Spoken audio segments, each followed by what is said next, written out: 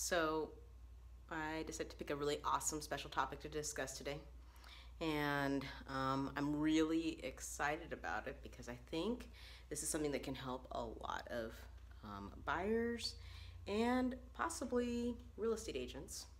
And they are points of negotiation in a multiple offer environment. Okay, so I'm with Keller Williams and Everett, and from time to time you have a multiple offer situation and you really want to win the deal for your client. Okay, so of course everybody, well, I don't think that everybody does this, but frequently buyers sort of think that price is king, that's the only thing.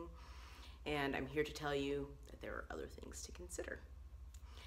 So certainly price can be a big sticking point for many sellers. A lot of people in this market right now are just like, I want to get the most money and get in and out. Okay.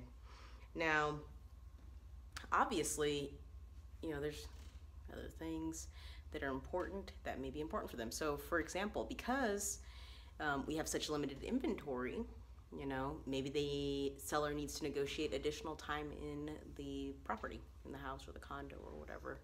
So maybe having some kind of like lease back situation is really important for them. Other things that could be important are around the earnest money. So one strategy that a lot of people are using these days is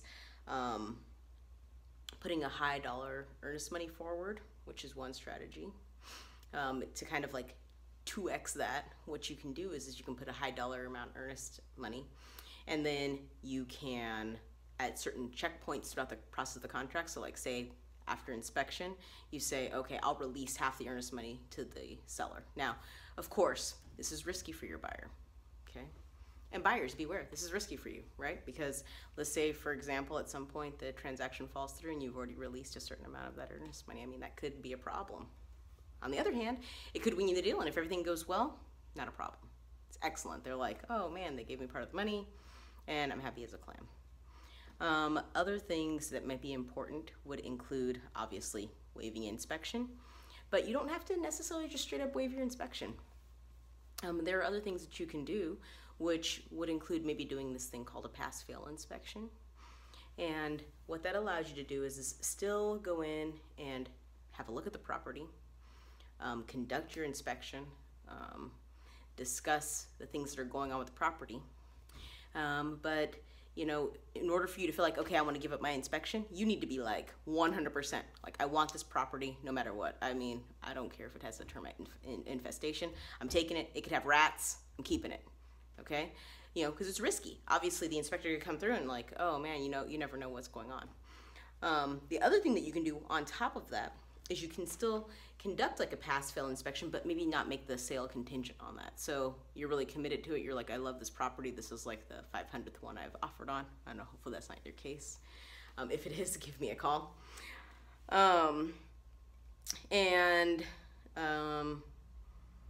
You can still get information about your property, which, is really, one of the big important pieces of having an inspection completed is to know, okay, this is what I have. These are the things that I have to deal with in the future, right? Because, your property, it's an investment of time, money, it's a commitment. Especially if you remember from my previous video, if you're thinking about resale, then of course, you need to be thinking, okay, what things do I need to do to make sure that I maintain this property in a way that is appealing to buyers in the future. And so, I want to keep these videos short. There are many other strategies. I'm looking at my list here.